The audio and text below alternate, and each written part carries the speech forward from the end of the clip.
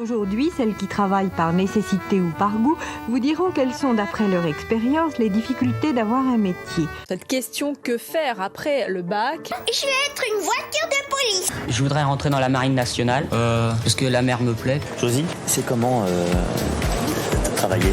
Moi j'ai pas une idée fixe, il y a des métiers qui me plaisent mais j'arrive pas à trouver mon métier. En attente de place. Tu vas faire quoi après quand tu seras grand? Je vais aller quitter moi. Bonjour à tous, j'espère que vous allez bien, je suis Clément et bienvenue dans un nouvel épisode de Qu'est-ce que tu vas faire plus tard, un podcast qui ne pense pas que le travail donne un sens à la vie, sinon on accepterait d'aller à contresens. Aujourd'hui je suis comme d'habitude en très bonne compagnie puisque je suis avec la voix qui bouleversera le milieu de l'ASMR, j'en suis convaincu. Il a fait une prépa, une licence de maths, une double licence parce qu'il est chaud, et puis un beau jour il a découvert Secret d'Histoire et voulant prendre la place de Stéphane Bern, il est parti en licence d'Histoire. Il n'y a plus aucun secret pour lui sur les 40 maîtresses de Louis XIV, c'est Martin Casanova. Salut Martin. Salut Clément. Ça va ? Ça va et toi ? Bah ça va. Bon, t'es prêt ? Je suis prêt. Alors, dans cette émission, on va vous parler de toutes tes études. C'est quoi être en prépa ? À quoi ça débouche une licence d'histoire, par exemple ? Mais avant de commencer, je voulais vous remercier. Merci pour tous les partages et de suivre l'émission, quelle que soit votre plateforme de podcast. Plateforme où vous pouvez noter 5 étoiles si vous aimez l'émission. Pour rappel, vous pouvez suivre également toute l'actualité de Qu'est-ce que tu vas faire plus tard sur Twitter et sur Instagram pour ne rien rater. Alors, là, je t'ai fait ta petite présentation rapidement, mais évidemment, les gens veulent en savoir un peu plus sur toi, et quoi de mieux que de monter dans un ascenseur pour apprendre à se connaître. Oui, un ascenseur, endroit dans le top 3 des plus gênants pour avoir une conversation, il est l'heure de la présentation élevée. C'est quoi cette petite pièce? Est-ce que t'es tout perturbé? Est-ce que t'es tout nerveux? Je suis nerveux. Qui êtes-vous? Et comment êtes-vous arrivé jusqu'à moi? Je m'appelle Eva Sandemir. Ah bah vous êtes claustrophobe? Non, c'est l'altitude. Parlez-moi de vous plutôt. Odile. Moi c'est Odile. Plutôt c'est l'ami de Mickey. La présentation élevée, c'est un peu ce qu'aime appeler toute bonne école de commerce, le pitch elevator. C'est un concept où le temps d'une montée théorique d'ascenseur, tu dois présenter et convaincre sur ton projet un être supérieur. Évidemment, tu bégayes, t'as chaud, bref, tout est reconditionné comme si t'étais dans un ascenseur normal. Mais ici, dans la présentation élevée, je vais te poser des questions sur toi, ou pas, pendant 1 minute, et tu devras y répondre le plus rapidement possible. C'est ok pour toi ? Ouais. Alors, c'est parti, je prends ma voix de majordome, et je t'ouvre la porte du Mont-Gerge. Bienvenue monsieur dans votre ascenseur de présentation, je suis Bernabé et c'est moi qui vous pose les questions. Prêt ? Prêt. C'est parti. Nom. Martin Casanova. Âge. 21 ans. Matière préférée au lycée. Mathématiques et histoire. 7 x 8. 40... Attends. Ça fait licence de maths. 7 x 8. 56. Oui, ton gâteau préféré au goûter. Les Oreos. Ton plus grand rêve. Gouverner le monde. Le métier que tu voulais faire quand tu étais petit. Rugbyman professionnel. La couleur du canard vert d'Henri IV. Canard vert. Est-ce que tu as triché pendant tes derniers partiels? Non. Ta princesse Disney préférée? Je regarde pas du tout de Disney donc je connais pas. Ton signe astrologique? Scorpion. Ta période préférée dans l'histoire? Oula. Les temps modernes, Louis XIV, Henri IV. Ton artiste du moment? Jacques Brel. Du moment. Le lait avant ou après les céréales? Après. Ta note au bac? Oula, je sais pas. Ah, je crois que nous venons d'entendre la sonnerie de l'ascenseur. Nous sommes arrivés, merci monsieur d'avoir choisi la compagnie Qu'est-ce que tu vas faire pour votre voyage, je vous en prie, rentrez dans la pièce.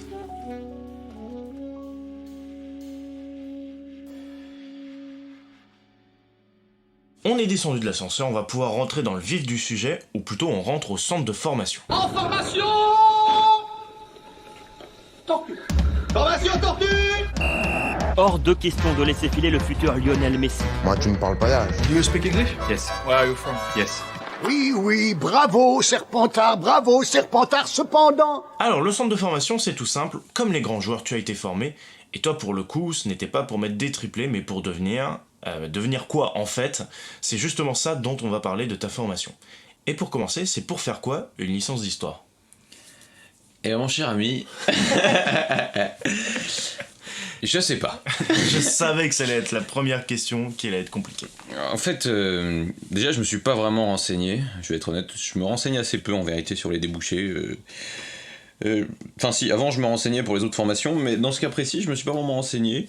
Je sais qu'on peut bien sûr enseigner l'histoire, je pense que c'est, disons, le débouché le plus courant.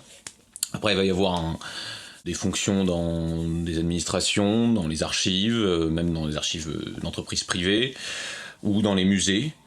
Il va y avoir aussi, dans certains cas beaucoup plus rares, mais tout de même la possibilité de s'orienter sur des parcours plus proches de la diplomatie, dans le sens où si tu es expert dans une certaine région, tu peux, expert dans une certaine période, sur une certaine région, évidemment, la France, bon, c'est pas vraiment des enjeux diplomatiques, mais si tu es expert dans la Chine impériale, bon, c'est toujours...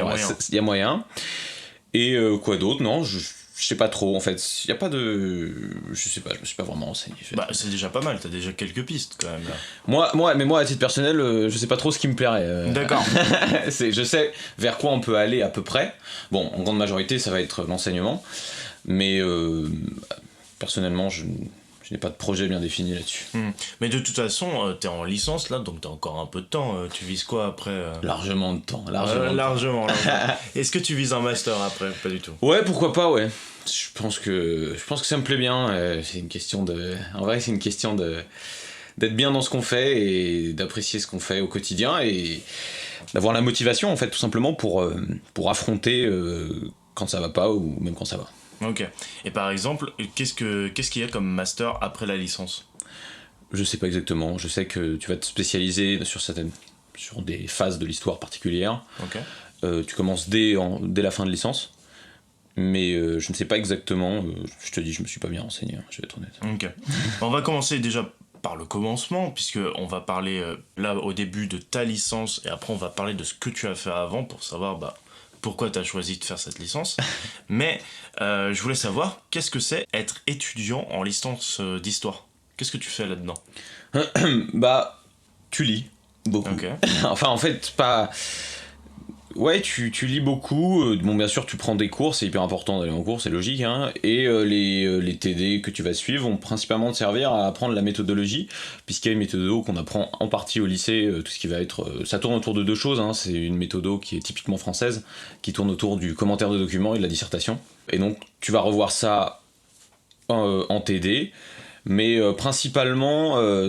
moi, à titre personnel, ce que je préfère dans mes études d'histoire pour l'instant, je suis en première année, hein, donc on est encore... Ça va, t'as le temps. Ouais, c'est faire des recherches en fait. Par exemple, j'ai eu un devoir maison à faire sur un empereur byzantin, et j'ai adoré aller à la bibliothèque et chercher plein de trucs, plein de sources sur lui, et tu vois, je suis quand même là. En vérité, il n'y avait pas besoin de faire autant de trucs, mais c'est juste que voilà, ça me nourrit. C'est intéressant. C'est intéressant. Et donc, en général, il faut pas mal lire, puisque les profs nous donnent des choses à lire, hein. En vérité, on n'est pas obligé de tout suivre, de tout lire, parce que, faut être honnête, souvent, ils font eux-mêmes leurs cours sur ce qu'ils nous ont dit de lire. Donc, forcément, tu retrouves un peu les mêmes choses. Mais pour aller plus loin et pour mieux organiser les chapitres, mieux organiser les choses, c'est important quand même de suivre non seulement les cours, mais les lectures qu'ils nous donnent. Ok. Du coup, c'est quoi les matières que tu fais là-dedans, purement? Alors, en fait, ça va se diviser en plusieurs périodes d'études. Par exemple, au premier semestre, j'ai étudié les temps modernes, donc ça va de Henri IV à la Régence, à la mort de Louis XIV.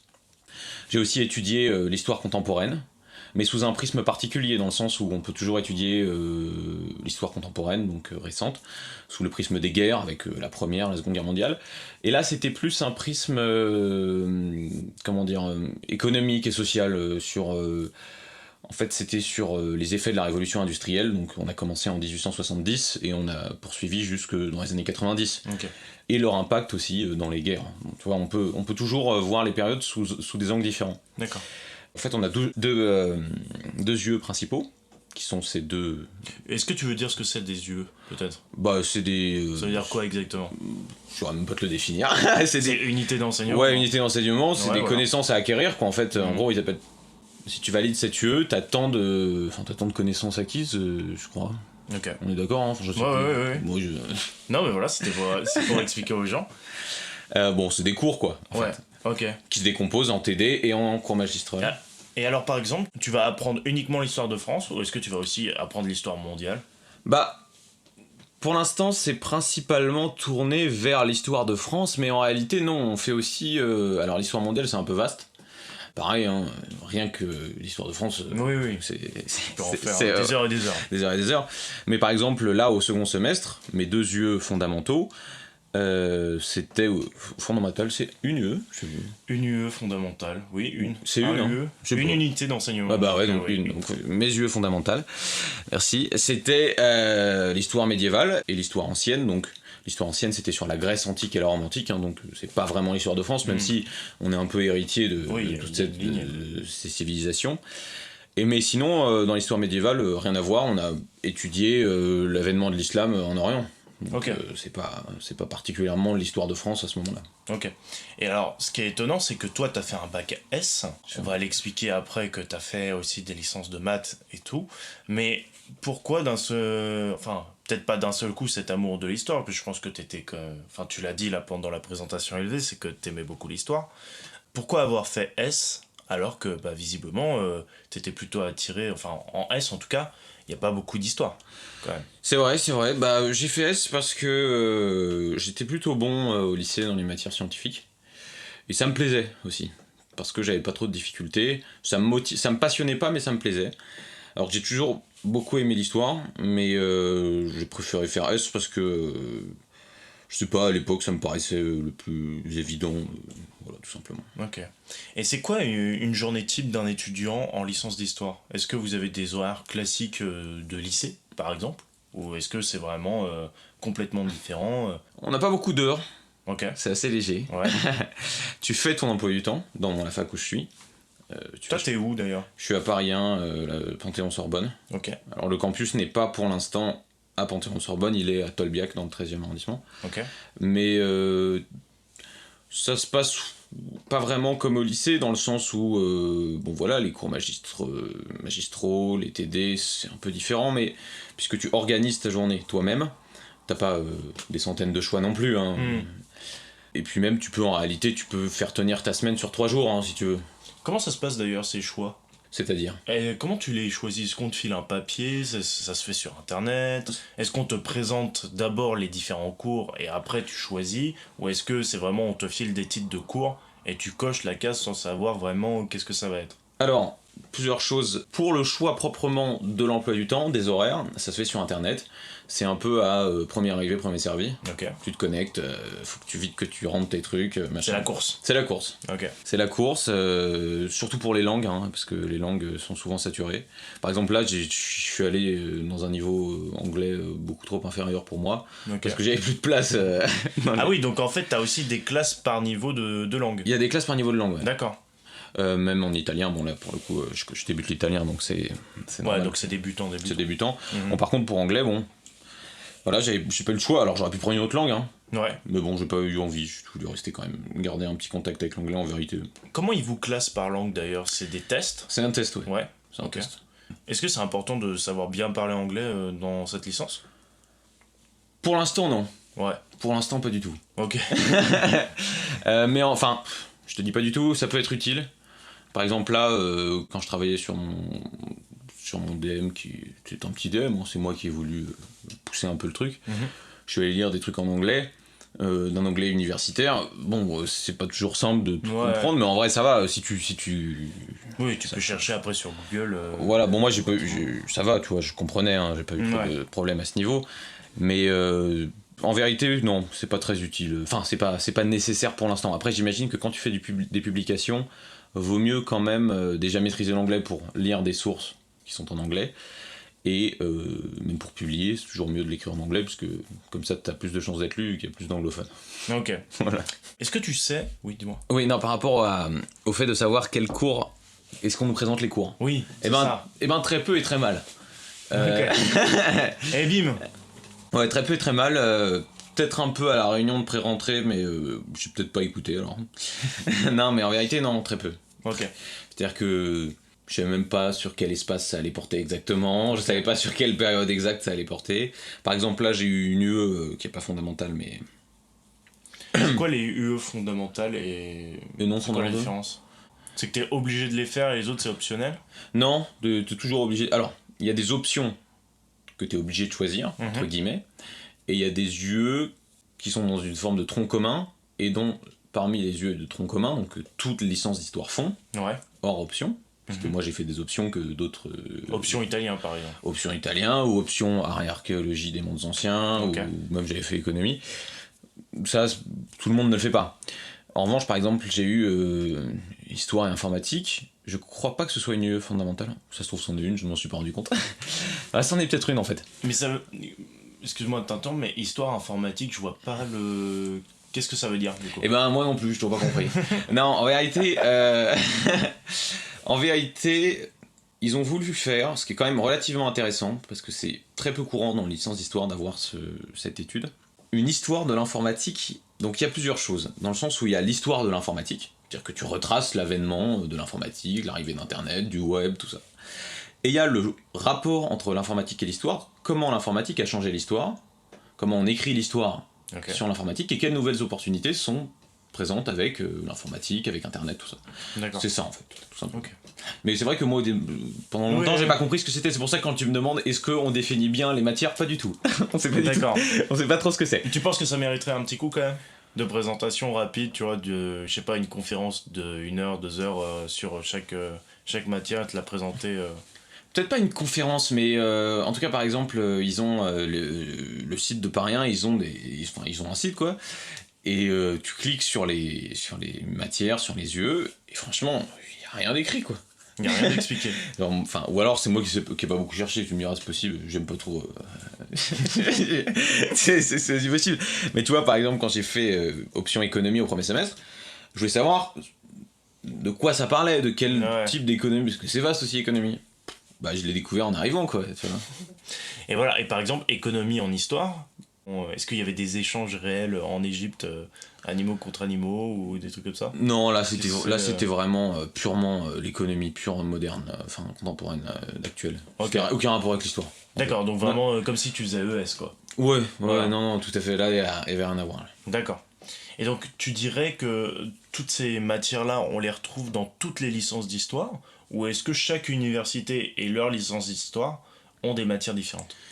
Est-ce que tu sais ça ? Écoute, j'en sais rien. Par exemple, pour histoire et informatique, je sais que ça se fait très peu. Enfin, ça se fait pas beaucoup. Ou alors, si, ça se fait beaucoup, mais j'en sais rien. Enfin, moi, on m'a dit que ça se faisait pas beaucoup.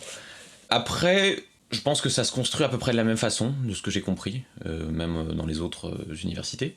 En revanche, je pense qu'il y a des différences sur le prisme de lecture d'un événement historique et les périodes étudiées et les espaces étudiés. Je pense qu'il y a des petites différences, mais je suis pas sûr. Par exemple, moi j'ai parlé à des L2, là, j'ai des potes qui sont en L2, ils ont pas fait la même chose que moi, alors qu'ils étaient en L1 l'année dernière. Tu vois. Donc même notre fac change en fonction des années.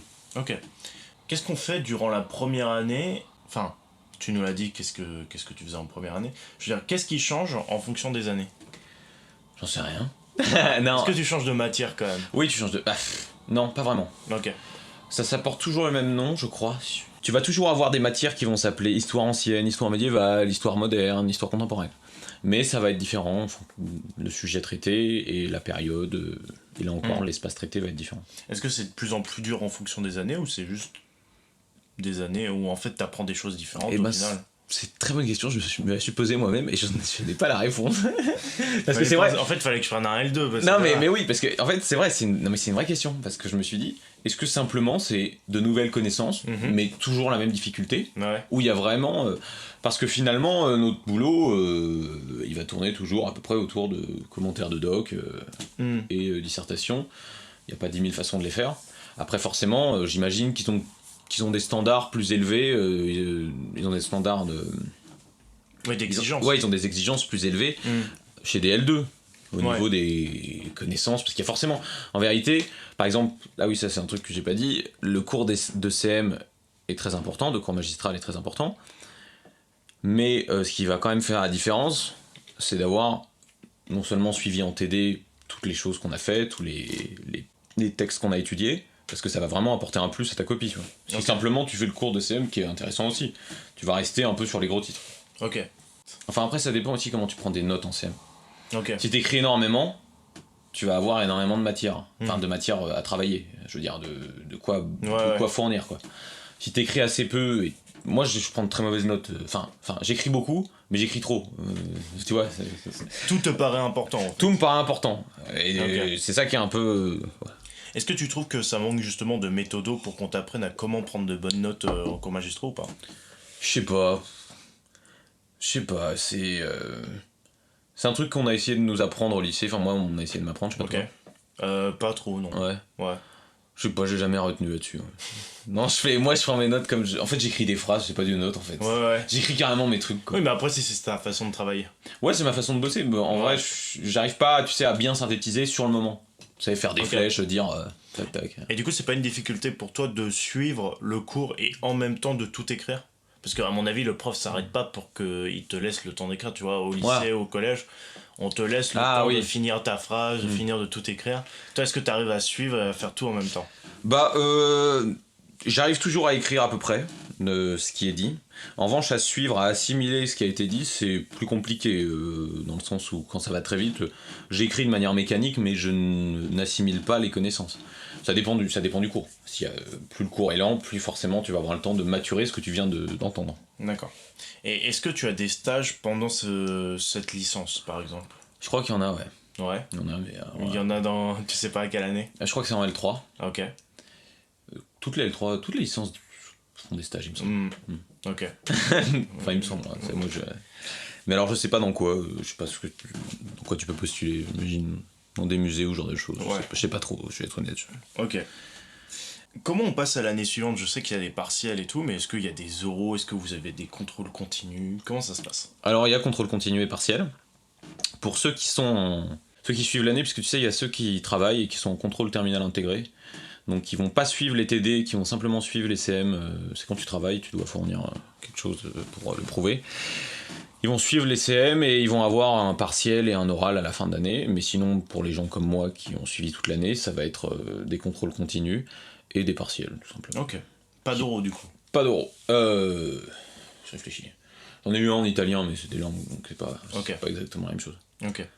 Et vous avez des conférences de mecs qui viennent et qui vous expliquent autre que des cours magistraux, par exemple? Les cours magistraux pour une matière vont être, disons, assurés par des gens qui sont experts sur un certain espace et sur la période, dans le sens où moi, par exemple, j'ai fait le haut Moyen-Âge, donc j'ai eu une prof pour l'Occident et un prof pour l'Orient, mais c'était le même cours.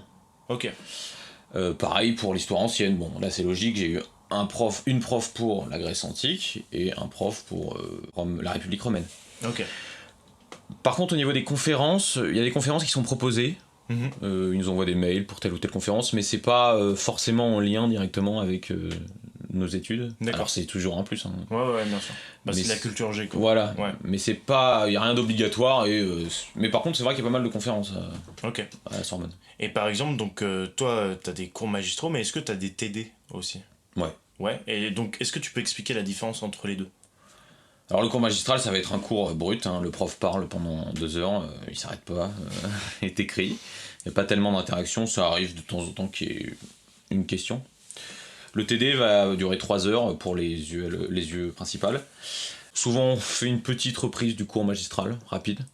Mais sinon on va beaucoup plus étudier des documents précis, des choses un peu plus précises, et surtout on va travailler la méthodologie, et c'est durant le TD qu'on va être évalué en contrôle continu. Avec des partiels blancs ou des choses à rendre durant la séance.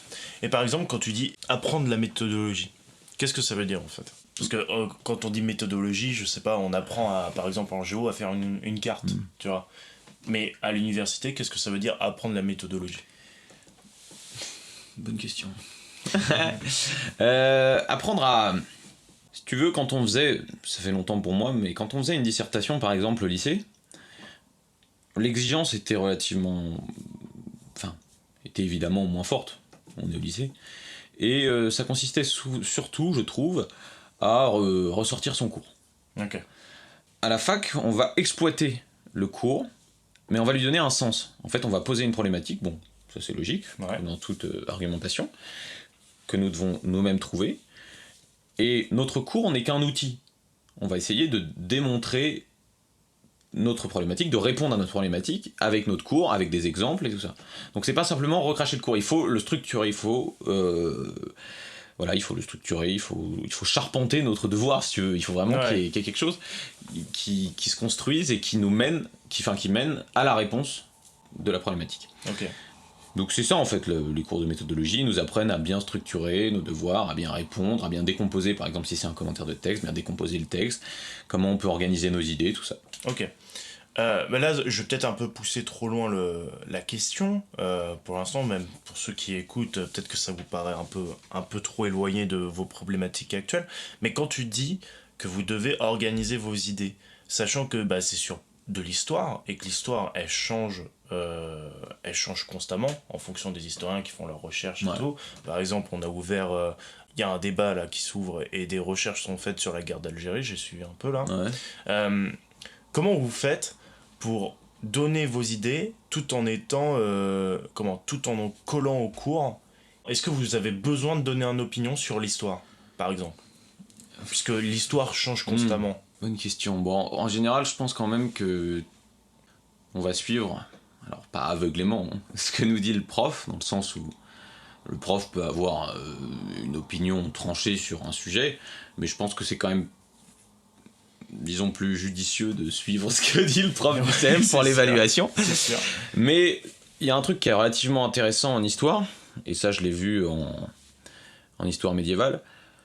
Le débat historique n'a rien de problématique en soi. Tu peux même évoquer les différentes thèses des historiens qui ont fait leurs preuves. Et toi, à titre personnel, t'as pas tellement fait de recherche, donc ça va être un peu compliqué. Surtout en L1. Surtout en L1, ça va être un peu compliqué de dire non, ça s'est passé comme ça, et moi je le sais. Voilà, j'y étais. Mais j'ai tout vu. Un prof, il va adorer quand tu vas évoquer les thèses divergentes de tel ou tel historien qui se sont affrontés. Et de toute façon, oui, l'histoire c'est toujours une matière vivante, dans le sens où tu n'as pas une vérité établie. Bon, il y a des faits, mais l'interprétation peut largement varier d'un historien à l'autre. Très bien. Ouais. Et du coup, à l'université, on vous apprend différentes théories d'histoire, ou est-ce qu'il y a vraiment qu'un enseignement? Et ça se trouve, en fonction des différents profs, la théorie sur cette histoire-là peut être différente. Bah ouais, mais ça c'est comme ça. Enfin, comment t'arrives à faire la part des choses? Ouais, c'est ça. Si je vais voir si le prof est plus orienté, est plus marqué. Ouais, c'est ça. Je sais pas, c'est compliqué. Déjà, faut être humble dans le sens où, en tant qu'élève, on n'a pas tellement les connaissances pour lui. Déjà, pour reconnaître, ça dépend du sujet. Pour arriver à identifier une prise de position vraiment marquée du prof, faut déjà avoir conscience qu'il y a d'autres prises de position, qu'il y a d'autres idées. Donc ça nécessite une forme de connaissance relativement étendue de l'historiographie sur cette période, à ce moment. Mais sinon, si tu veux, sur l'histoire contemporaine, je trouve que ça laisse plus place, disons, à une politisation des choses. Okay. Parce que c'est une histoire récente et c'est une histoire... Est-ce qu'on a moins de recul sur ça, peut-être ? Peut-être, j'en sais rien, mais les gens sont... Enfin, les protagonistes sont proches de nous, au sens... bon, même s'il faut jamais juger l'histoire avec les yeux du présent, parce que forcément... bon, on est ni toi ni moi, nous sommes des barbares qui avons... A priori, non. Ah, non. On n'a pas fait un traité avec l'Empire romain, tu vois, on n'était pas... Bon, c'est normal. Par contre, pour ce qui est de l'histoire contemporaine, moi je trouve qu'il y a plus matière à polémiquer. Tu vois, tu parles de la guerre d'Algérie, tout ça, c'est des thèmes... C'est actuel. C'est vivant, quoi. Ouais. C'est vivant. La Seconde Guerre mondiale, c'est vivant aussi. Même la première, bon, ça commence à moins, parce que ça fait quand même un siècle. Mais c'est vivant, tu vois, c'est des choses qui sont encore présentes dans les esprits, tout ça, donc forcément, il y a l'affect, il y a plein de choses qui rentrent en compte. Mais voilà. Mais sinon, je suis pas sûr qu'en L1, tu puisses réellement analyser, disons, le courant historique de tes profs. Tu peux vraiment quand c'est très poussé. Ouais.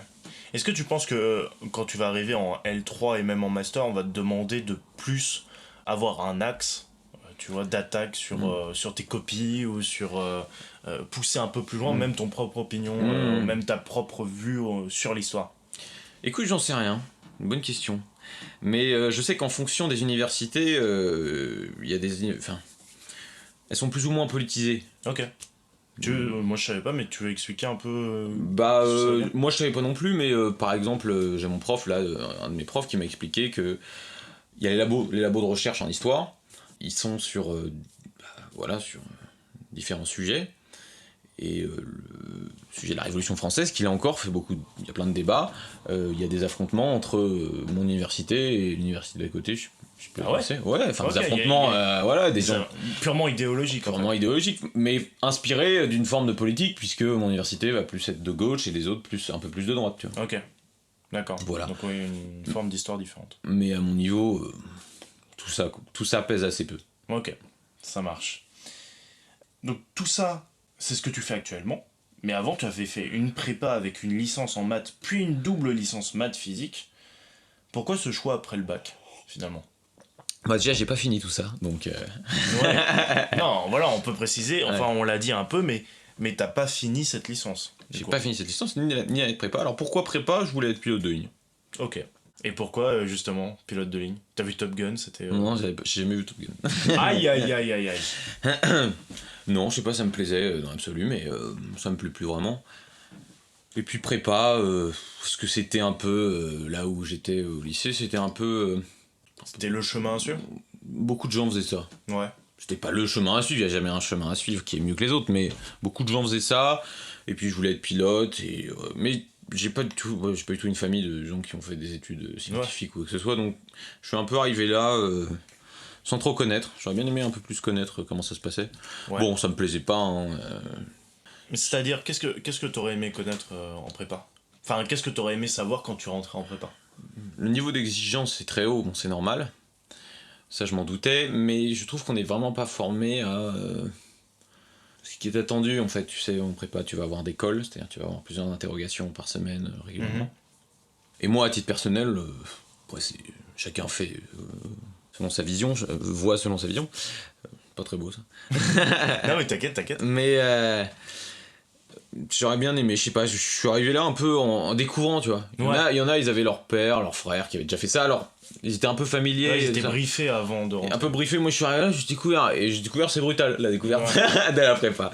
Mais, enfin brutal, on n'en meurt pas. Hein. Et tu voudrais prévenir, par exemple, tu vois, il y a des gens qui écoutent, qui connaissent rien de la prépa, mais qui se disent, vas-y, j'ai envie de tester la prépa. T'as envie de les prévenir sur quoi là, par exemple ? Tu vois ? Faut dormir. Non, c'est vrai, faut dormir. Faut les prévenir sur quoi ? Je sais pas, il y a tellement de choses. Tu sais, j'ai pas réussi, donc j'ai pas vraiment de bons conseils. Non, mais justement, si t'as fait une erreur ou si... Je sais pas. Bah, faut énormément travailler dans l'absolu. Moi, c'était prépa PCSI. Faut vraiment beaucoup travailler. Mm-hmm. Tu peux redire prépa PCSI, c'est ça ? PCSI, alors il y a deux choses... Qu'est-ce que c'est que cette chose ? MPSI, PCSI, PTSI. Beaucoup d'abréviations. PCSI, c'est physique, chimie, sciences de l'ingénieur. MPSI, c'est maths, physique, sciences de l'ingénieur. Ok. Je crois qu'avant, les deux s'appelaient maths sup. Ce qu'on appelait une prépa maths sup. C'est pour former à des écoles d'ingénieurs. Alors, il y a d'autres prépas qui forment à des écoles d'ingénieurs. Mm-hmm. Puis, il y a d'autres prépas BCPST. Il y en a pour les écoles de commerce. Il y a plein de prépas différentes. Donc, en vérité... moi, de ce que j'ai connu, c'était PCSI, physique, chimie, sciences de l'ingénieur, beaucoup de mathématiques, beaucoup de physique, un peu de chimie. Quel conseil ? Oh là là. Non mais vrai, pour le coup, dormir. Non, je plaisante, mais je plaisante à moitié. Croire que si tu te couches, si tu travailles toute la nuit, ça va... En fait, non. C'est pire que tout. Okay. Parce que le jour d'après, tu vas rien comprendre. Et alors, si tu comprends pas un jour, c'est hyper... T'es largué. Enfin, moi, j'ai trouvé ça hyper dur de revenir, quoi. Okay. C'est pour ça que je suis parti au bout d'un moment. Je continue à faire mes trucs et tout, machin. D'ailleurs, ça a surpris mes profs. Parce que assez peu de gens partaient à cette période d'année. Il y a pas mal de gens qui quittent la prépa. Et moi, je suis parti pas longtemps avant la fin de l'année. Je me souviens bien. Tout simplement parce que j'étais là et je me suis dit, mais... Qu'est-ce que je fous là ? Bah, déjà, qu'est-ce que je fous là ? Et puis, j'y arrivais plus. J'avais eu trop de retard accumulé. Je savais que j'avais pas le niveau. J'avais pas assez travaillé avant pour reprendre ce retard, pour attraper. Ce que je lui ai écrit, j'ai écrit à ma prof, je lui ai dit, ça m'a pas... Je suis perdu, ouais. Bah, je lui ai dit, je me voyais pas rester 2 mois de plus pour galérer à mort, tu vois, pour en plus, en sachant que je passerais sûrement pas l'année d'après. Mmh. Mais bon, après, je pense quand même, en principe, vaut mieux finir les choses, vaut mieux, au moins aller à la fin de l'année. Mais alors pourquoi cette fois-ci t'y es pas allé jusqu'à la fin de l'année ? Parce que c'était chiant. mais dis-le. Non, parce que c'était chiant. Enfin, moi, j'ai trouvé ça... Enfin, c'est pas horrible. Je sais pas comment dire. Je trouve que c'est une bonne expérience. Enfin, c'est une bonne expérience, mais c'est pas un bon moment. Est-ce que par exemple aujourd'hui, si c'était à refaire, tu le referais? Non, parce que voilà, j'ai quand même pas réussi, et puis c'est pas vraiment le domaine qui m'intéresse, je m'en suis rendu compte que c'était pas le domaine qui m'intéressait. Mais si on est vraiment passionné par les sciences, par les mathématiques, par la physique, et qu'on va en prépa, mais même qu'on échoue, c'est toujours ça de prix. Parce qu'au niveau du boulot, moi je suis arrivé en licence après... oui, bah c'était facile. C'était facile la première année. Oui. Très facile la première année. Et puis surtout, t'avais l'impression qu'il se passait rien, quoi. Ce que je faisais en une semaine, je le faisais en 2 mois, quoi, en licence. Ok. Donc, puis c'était des choses que j'avais vues en partie. C'est quand même une bonne expérience. Je dirais pas comme beaucoup de gens que c'est une torture ou quoi. D'autant que moi j'avais des profs, à part un ou deux profs qui étaient pas cool, tu vois, mais bon, c'est toujours le cas. Classique, ouais, c'est toujours le cas. Aussi, hein. Bah c'est normal, c'est la vie. Bon, ce qu'il y a, c'est qu'en prépa, ils sont vachement sur ton dos. Enfin, sur ton dos. Plus ou moins. À la fois, ils sont pas sur ton dos, dans le sens qu'ils vont pas forcément te pousser à faire les trucs, à t'interroger tout le temps.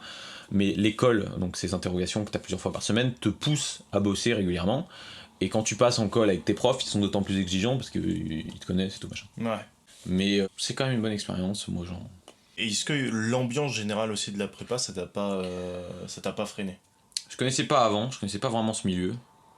Parce que comme je te dis, je viens pas du tout de ce truc, moi je suis plus... On est plus des littéraires. Des littéraires, pour ceux qui font des études dans la famille. des littéraires, et puis tu vois des...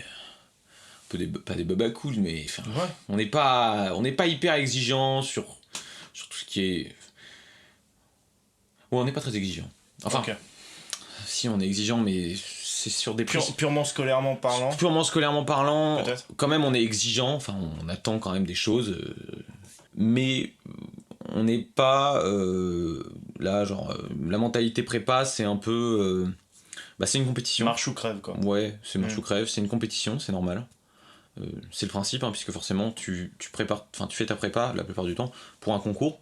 Un concours, c'est un classement, donc c'est une compétition. Et même la classe, les notes comptent en prépa, mais tu peux passer en 2e année avec moins de 10 de moyenne. Ouais, c'est ça. C'est pas ça qui compte en réalité. T'as un classement. Oui. C'est surtout ça qui compte. Pour ceux qui ça intéresse un peu la prépa, on en avait parlé sur l'épisode avec Xavier et sur ingénieur en aéronautique. Il en avait parlé un peu, lui il avait pas fait prépa, mais il avait fait un post-bac, une école ingé. Ah oui, ouais. Donc l'IPSA. Ah je connais. Donc il en avait un peu parlé aussi, il avait parlé aussi de la mentalité de ces prépas-là et tout, donc il en avait un peu parlé aussi. Mais ok, et donc pourquoi ne pas avoir, et comme il te restait 2 mois là, est-ce que tu te sentais vraiment plus capable de souffrir entre guillemets 2 mois? Mais en fait c'est paradoxal parce que j'endurais beaucoup plus difficilement l'année quand j'y accordais de l'importance, c'est logique. Et j'avais des résultats beaucoup moins bons, enfin moins bons. Toujours eu des résultats mauvais, on va dire. Mais non. Encore moins bons quand j'essayais vraiment de travailler que quand je me suis mis à en avoir rien à faire. Non, c'est paradoxal. Mais oui, parce que... Peut-être que c'était les efforts d'avant qui payaient. Je sais pas, mais j'ai pas eu de très bons résultats après non plus. Non. Passer de 5 à 6. Dinguerie. Mais non, c'est aussi la pression. Tu vois, c'est intimidant la colle. La colle, t'es au tableau, t'as un prof, il est derrière ton dos. Ah, t'es au tableau? Ouais, t'es au tableau. Ah, je pensais que t'étais en mode DST. Non, en fait, t'as un DST, enfin moi j'avais un DST tous les samedis matins, de 4 heures je crois à peu près. Et 2 colles, voire 3 dans la semaine, qui durent à peu près 1 heure, sur soit la physique, soit la chimie, soit... bon bref, les maths. On est par groupe, on est dans une salle, et le gars vient, il arrive, il nous pose une question, et il est derrière ton dos. Alors il y a des profs qui sont plus ou moins sympas, qui vont bien t'aider, il y a des profs qui vont t'emmerder un max. Et c'est le jeu un peu. C'est le jeu un peu qui te pousse.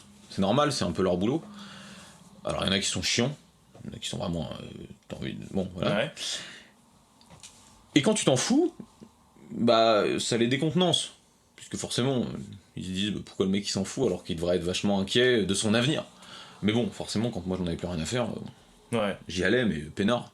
Ok. Le mec pouvait me dire des trucs. Enfin bref. Pourquoi j'ai arrêté parce que... un ras-le-bol général. J'en avais marre, ça me plaisait pas. Ok. J'avais pas envie d'endurer des trucs. Ouais, logique. Ok.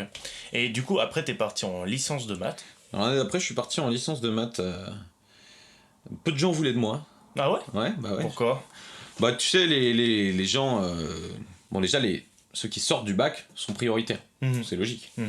Et puis, en prépa, forcément j'avais de très mauvaises notes. Donc, ça fait bof. Je suis allé à Créteil, à l'UPEC, à l'université de Créteil. Je suis passé en L1 de maths simple, au premier semestre. C'est très bien passé, comme je t'ai dit, hein, quand tu sors de prépa, pour le coup la L1 ça te paraît relativement simple. Je dis pas que c'est forcément simple pour tout le monde, hein. Mais moi ça me paraissait simple. Et donc comme j'avais de très bons résultats, ils m'ont dit est-ce que tu veux passer, est-ce que ça t'intéresserait de passer en double licence de mathématiques et de physique? J'ai dit oui. C'est très bien passé, j'ai fini le deuxième semestre. Et puis arrivé la deuxième année de licence, très peu de cours en présentiel, quasiment que des... à cause du Covid. À cause du Covid. Quasiment que par contre des examens en présentiel. Eh oui. Ah, on se trompe pas. Et puis un désintérêt en fait, être chez soi, faire les choses comme ça m'a... J'ai du mal à bosser chez moi en soi. Enfin ça dépend. Bah, d'autant que ça m'intéressait pas trop. Ok, au final, ouais. Ouais, au final, ça m'intéressait pas trop, je me suis rendu compte. J'avais plus vraiment d'ambition d'être pilote ou quoi que ce soit, hein. C'était vraiment, j'avais pris ça parce que je savais pas trop quoi faire, et l'histoire me plaisait déjà, hein, mais j'avais pas trop envie de faire des études d'histoire, je sais pas. J'avais envie d'avoir un diplôme scientifique, en vérité. Peut-être tu te laissais 1 an de réflexion aussi, non? Bah là, du coup, ça en fait 3, mais... Mais ouais... Non, pas vraiment de réflexion. Au début, j'étais assez réfractaire à faire autre chose que des sciences parce que je trouvais que c'était pas la facilité, mais ça me réussissait, donc au début, ça me réussissait. Donc je me suis dit, je vais faire des sciences. Puis voilà, le Covid, tout ça. Et quand tu dis, par exemple, que personne, très peu de monde te voulait, qu'est-ce que ça veut dire? Ces gens-là, c'était les universités? Les universités, dans le sens où tu sais, j'ai dû m'inscrire sur Parcoursup. Ouais. Comparé à ce que j'avais pu avoir en sortant du bac. Très peu de réponses, très peu de trucs. Je m'en fiche, c'est normal, c'est le système qui fait. Enfin, je me suis pas en train de me dire oh là là, ils me veulent pas, tu vois. Non, je m'en fiche, c'est normal, tu sors, il y a les post-bac, il y a ceux qui sortent du bac tout de suite, ils sont prioritaires, il y a beaucoup de monde. Bon. Ok. C'est comme ça, hein. Ok. J'en étais où? Oui, et donc après on te propose une double licence, comme t'es vraiment quelqu'un de brillant, on te propose une double licence maths, physique, c'est ça? Ouais. Est-ce que ça a pas été une erreur de le choisir, puisque au final tu as pas fini? C'est pas le fait d'avoir été en double licence. Ok, tu gérais ça en fait? Ouais, non, c'est pas... Enfin, ça allait. Je dirais ça, je te dis, au début quand j'ai commencé... Mon deuxième semestre de double licence, c'est très bien passé. T'avais des notes honorables, quoi. Très honorables. Voilà. Non, mais il faut le dire. Faut le dire, parce que quand on part de trucs très défavorables en prépa, ça fait toujours plaisir d'arriver avec des bons trucs. Bon, ça s'est pas poursuivi avec la deuxième année, mais bon. Double licence, non, c'est pas extrêmement chargé en vérité. Enfin, je te dis ça, je sortais de prépa, donc j'avais pas l'impression que c'était chargé, mais... C'est plus chargé qu'une licence simple. Là, je te dis, moi, là, en histoire, c'est pas très chargé en termes d'emploi du temps. Non, double licence, c'est pas insurmontable. Hein. Non. C'est largement... Ok. Et donc, à partir de là, tu t'es vraiment fait chier? Je me suis fait chier, et puis... voilà, être chez soi... faire des maths chez soi, c'est... Ouais. Ça me plaisait pas. Devant un mur. Devant un mur, devant un ordi pendant 3 heures, comme ça. Ouais. C'est pas en mode... Un peu de distanciel, moi, ça me gêne pas. Mais toute une année en distanciel, franchement, c'est... Enfin, moi, à titre personnel, ça m'a pas plu du tout. Alors, d'un certain côté, je me disais, tant mieux, je suis chez moi, tu vois, j'ai pas besoin de me déplacer. Mais en fait, pour suivre le cours, ça n'a rien à voir. Est-ce que tu crois que si t'avais été en présentiel sur toute cette année-là, t'aurais continué? Bonne question, j'en sais rien. Bonne question. J'en sais rien, parce que c'est aussi un investissement personnel, hein. C'est pas que le distanciel, c'est moi-même, hein. Je suis responsable de mes échecs et de mes réussites. Donc, j'en sais rien, peut-être. Non, je sais pas. C'est difficile à dire. Le distanciel, en fait, ça... Tu perds le rapport tu perds le suivi, tu perds la discipline, je trouve. Moi, c'est mon avis. J'ai besoin d'avoir, à titre personnel, quelqu'un qui te... Non, mais un truc cadré, tu vois, je rentre chez moi, je me pose, machin. Okay. Et là, j'avais très peu de cours en présentiel, et surtout, tous les examens en présentiel. Ouais, donc pas de quoi tricher, quoi. C'est ça. Et du coup, donc à partir de là, tu te dis, bon bah faut que je rechange. Faut que je rechange, ouais. Ok. Et donc là, cette fois-ci, tu t'es dit, bah vas-y, let's go l'histoire, parce que c'est vraiment le deuxième truc qui me plaît le plus, ou le premier truc qui me plaît le plus. Et bah pas tellement, pas tellement sur ce ton. Alors j'ai toujours aimé l'histoire. Si tu veux, quand j'entrais chez moi, je lisais des trucs d'histoire. Évidemment, je lisais pas les trucs de maths. Il y en a qui font ça, j'en ai connu. Ces gens existent. Ces gens, faut les enfermer. Ces gens existent. Non, mais si ça leur plaît, tant mieux pour eux. Ah oui. Moi, je connais un gars, il rentrait chez lui, il se faisait des exercices, le gars tripait, tu vois. Ah bah, le grand kiff. Mais moi, je lisais des trucs d'histoire, pas des trucs forcément extrêmement élaborés, hein, mais simplement, ça m'a toujours intéressé. Mais après la fin de la deuxième année de licence, je voulais changer, mais je savais pas trop vers quoi. Et au début, j'étais assez réfractaire à faire un truc d'histoire. Je sais pas pourquoi. Ok. Et puis voilà, quand j'ai commencé, ça m'a beaucoup plu. Et au final, à quel moment il y a eu une bascule où au départ t'étais moyen chaud et après tu t'es dit bon allez j'y vais. Bah déjà j'avais pas énormément de trucs, j'avais pas énormément de possibilités. T'avais refait Parcoursup du coup ? J'avais refait Parcoursup, ouais. Quel plaisir. Non mais j'avais pas énormément de possibilités et même au niveau de mes envies, j'avais pas énormément de trucs. Tu vois, je voulais arrêter les sciences. Il n'y a pas 10 000 trucs, enfin, il y avait 10 000 trucs en dehors des sciences, hein, ouais. Mais il n'y avait pas 10 000 trucs qui me plaisaient. Je suis allé en histoire un peu par dépit au début. Ok. Même si, dans l'absolu, l'histoire me plaît, mais je ne savais pas si l'enseignement universitaire de l'histoire me plairait.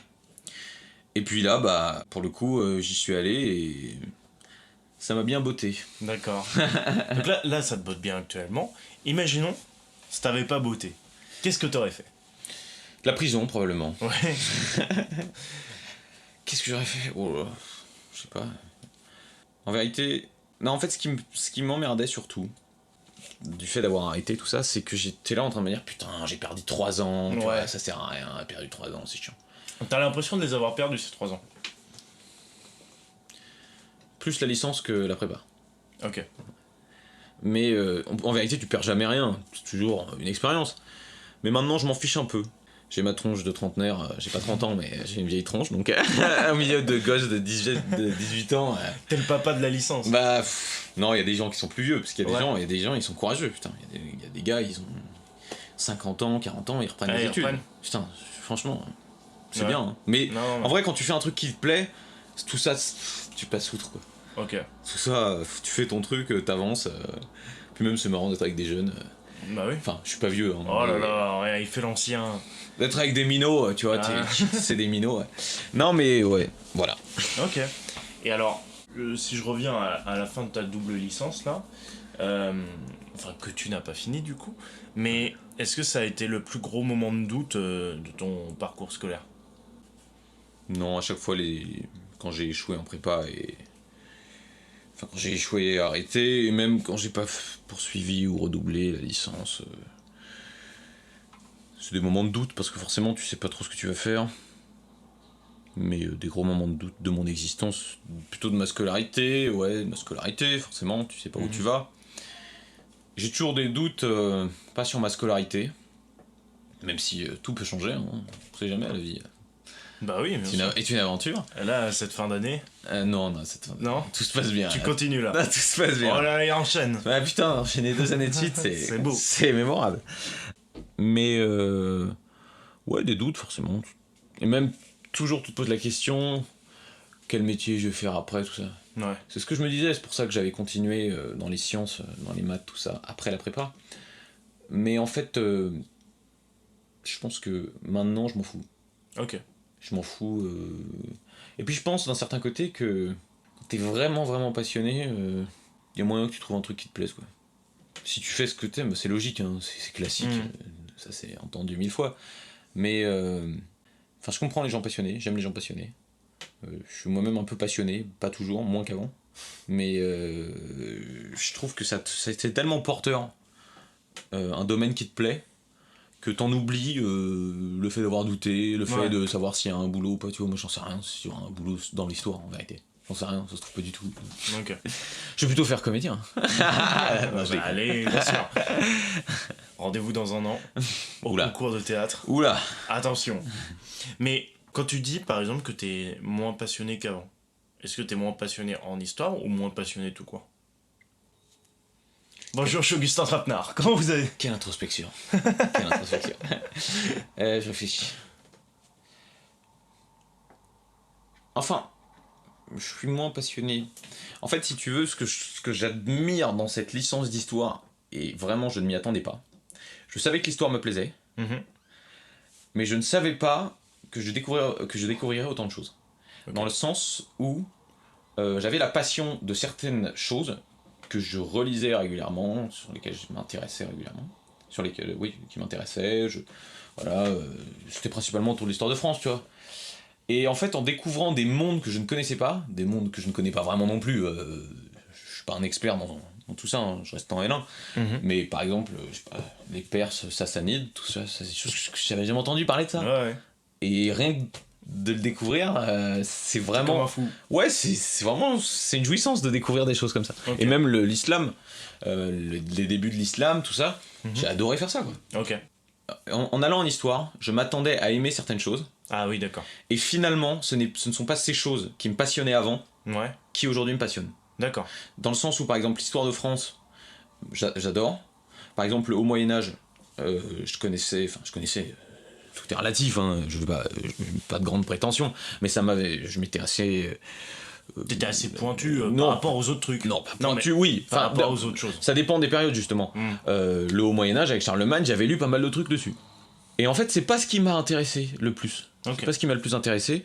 C'est des choses que je ne connaissais pas, c'est logique, hein, d'un côté. Ouais. Mais c'est pour ça que quand je te dis moins passionné, je suis toujours passionné. T'es au même degré de passion, mais sur différentes choses. En fait, c'est ça que j'apprécie dans ces études d'histoire, c'est que je suis surpris. Okay. Et c'est qu'il y a des mondes que je ne connaissais pas. C'est logique, on est toujours surpris, hein, il y a plein de choses qu'on ne connaît pas.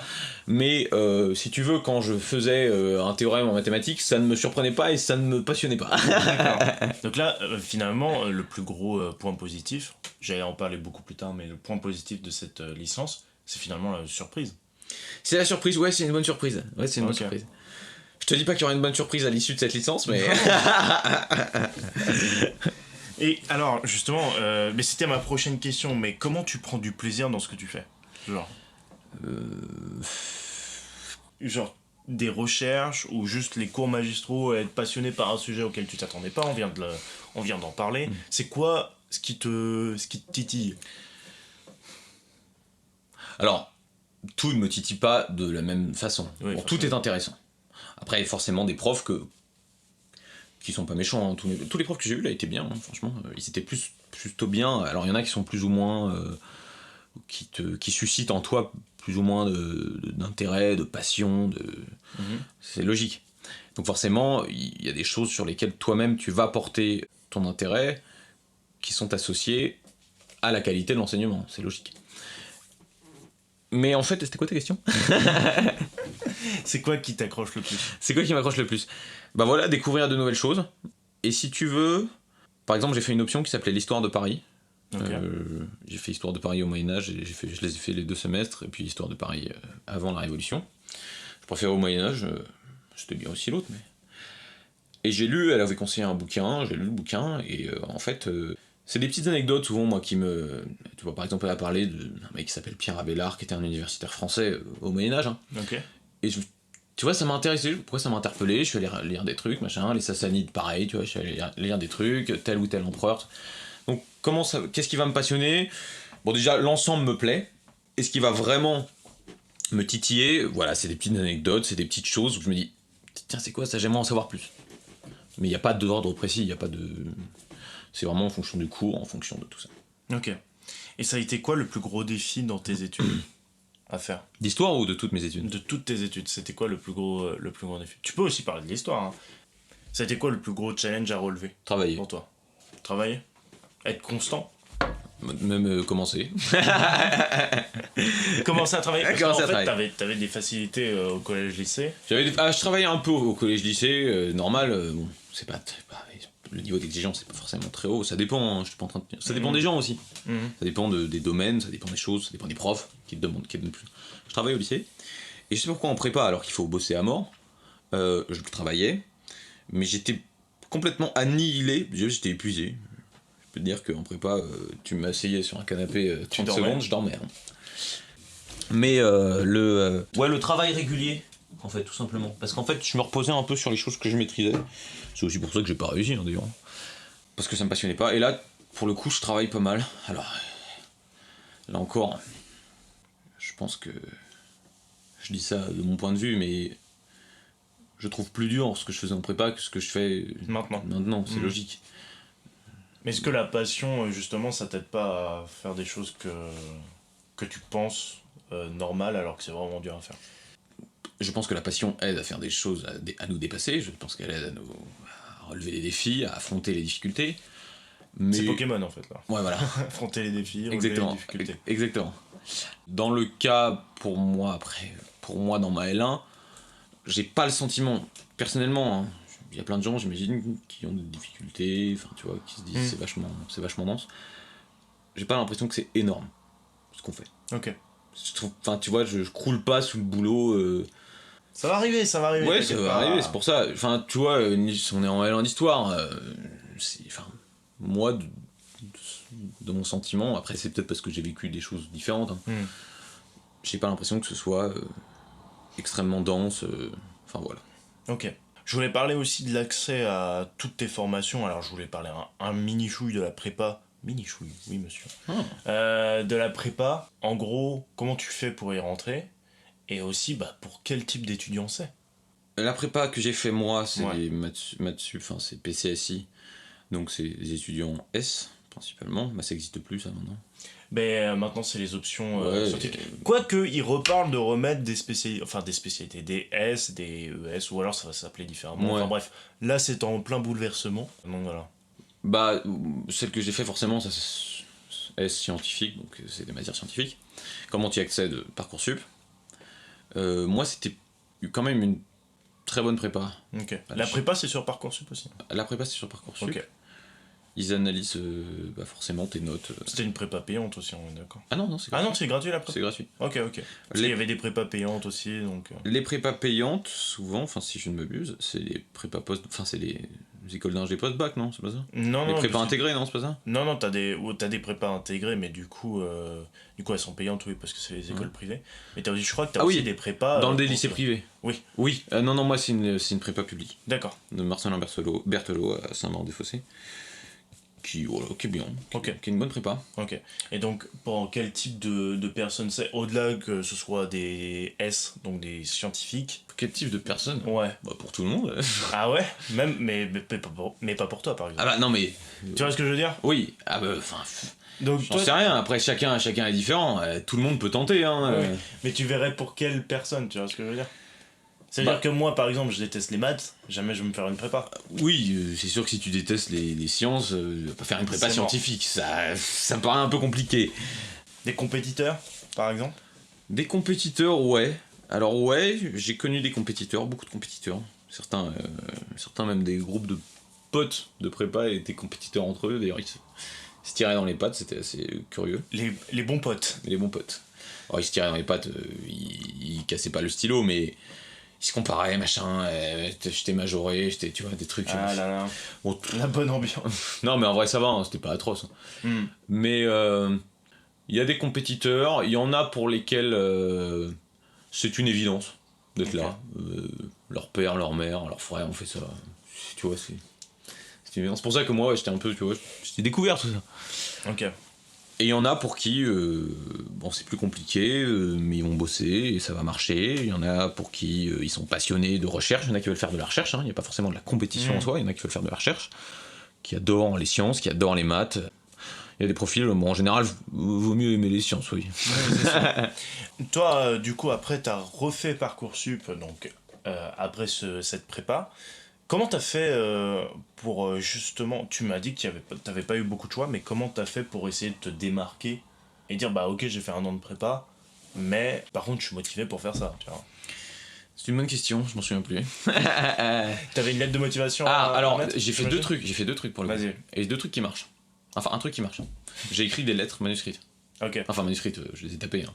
Oui. Non, je écris. Mais tu les as envoyées par la poste? Je les ai envoyées par la poste, ils m'ont reçu. J'ai eu beaucoup plus de retours. Ok. En écrivant des lettres. Ça coûte rien d'essayer. T'écris au mec. Ça coûte un timbre, mon ami. Ça coûte un timbre. Excusez-moi. T'écris au président. Enfin, Pas au président. Ah si, j'ai écrit au président. Cher Macron. Non, pas au président de la République. J'ai écrit au président des facs. Ok. Tu vois, ça coûtera un essai, ça se trouve, il va pas l'air. Et puis surtout, il faut écrire au directeur, enfin au chef de l'UFR, de l'Institut. Je sais pas comment c'est un UFR, là, l'espèce de pôle d'études qui t'intéresse, UFR mathématiques. Ok. Comment t'as ces noms? Sur Internet. C'est marqué sur Internet. Ok.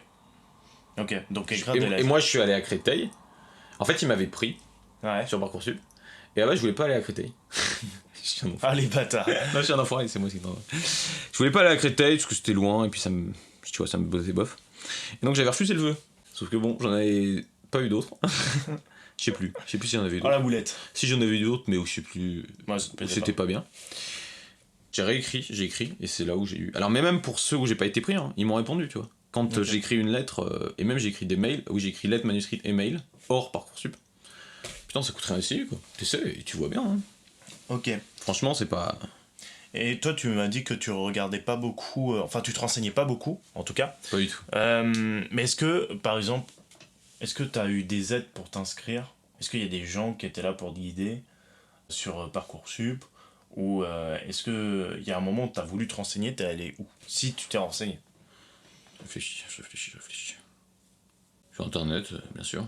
Je me souviens en fin d'année de double licence, avant de partir, de la deuxième année, je suis allé voir une conseillère d'orientation, qui était très sympa d'ailleurs. Et j'y suis allé parce qu'elle me mettait sur Parcoursup, ils peuvent te mettre un espèce de truc, a été conseillé ou je sais pas quoi, ou je sais plus, et associer une recommandation, un truc comme ça. D'accord. Voilà. Puis même, elle était sympa, hein, elle m'a un peu aidé. Bon, de toute façon, moi j'avais pas 10 000 opportunités. Hein. Bah, je crois qu'on a fait le tour en termes de formation, mais maintenant il est l'heure d'aller choper de l'expérience en championnat, et il est temps de remplir son CV.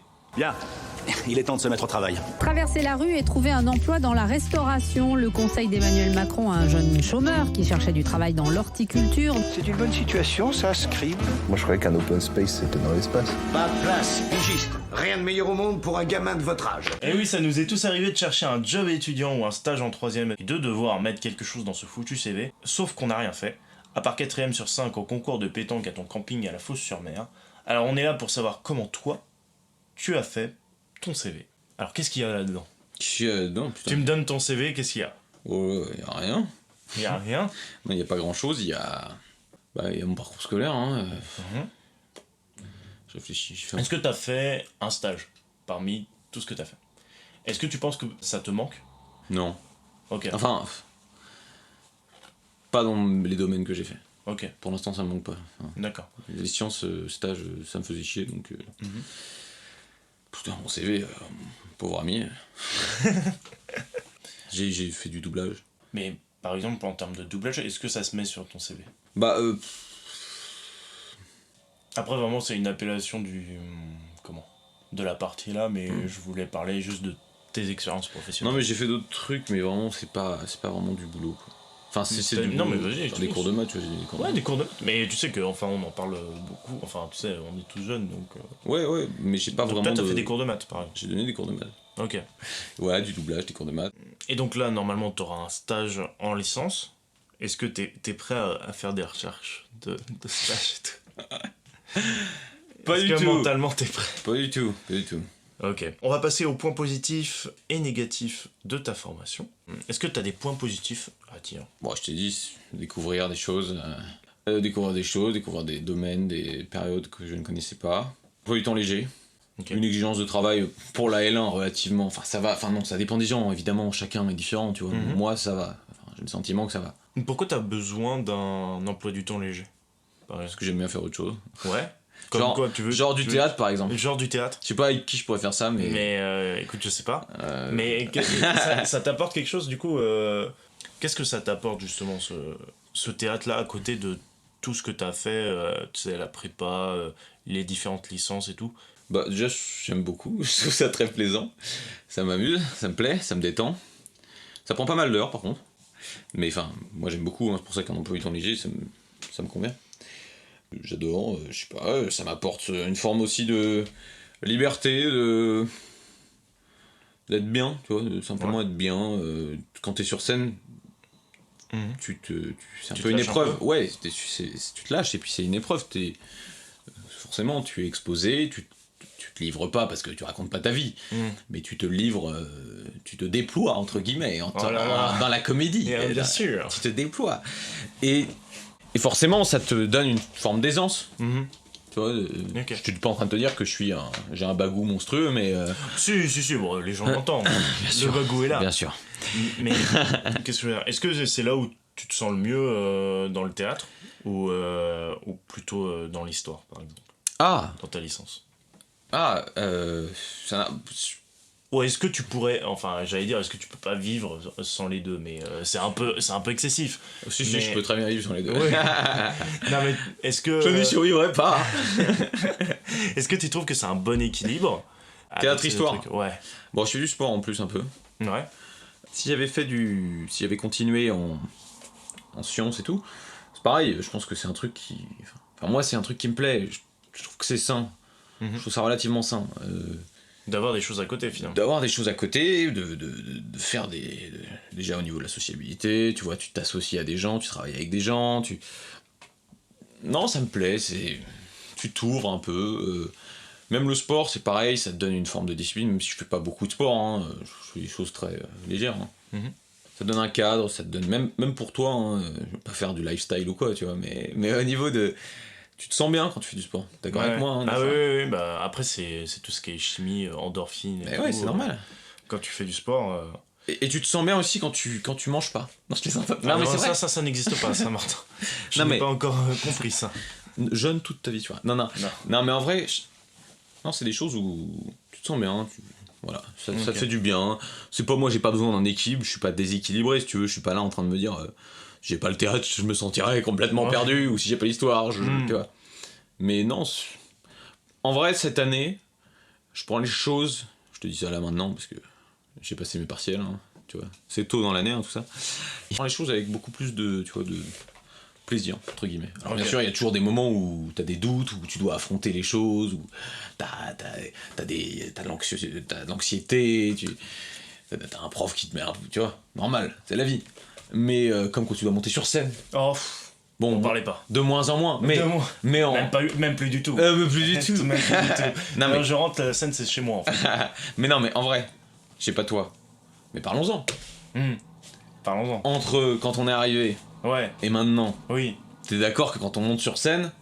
Ah bah ça va mieux, oui, mais en plus au premier semestre on devait chanter, je le rappelle. C'est d'autant plus difficile. Non mais tu vois, c'est vraiment le baptême du feu là, tu marches sur des braises quoi. Ouais.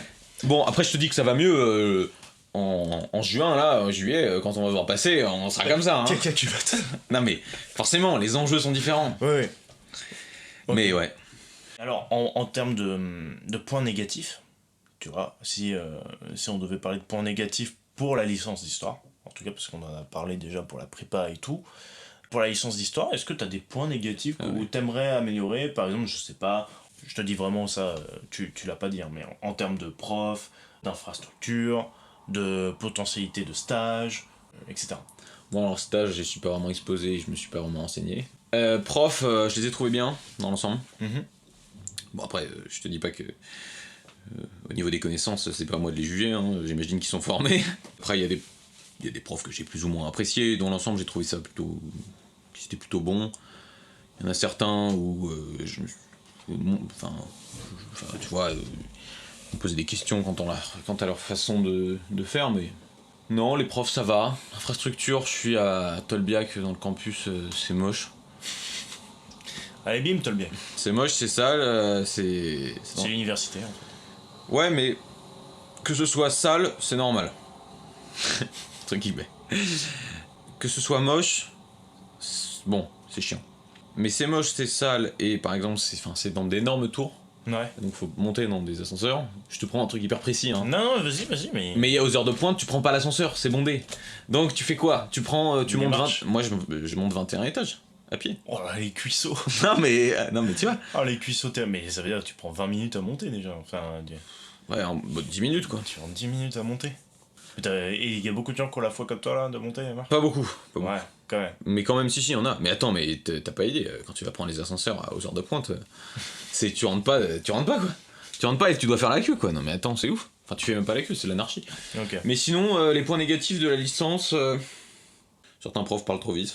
Ok. Tu vois, ça c'est des choses que tu peux trouver partout. Dans le sens où, quand tu vas écrire, tu vas suivre ton cours, il y a tellement de trucs que... Puis après, t'es épuisé. Hein. Donc moi, j'écris à la main, je tape pas. Parce que j'aime pas.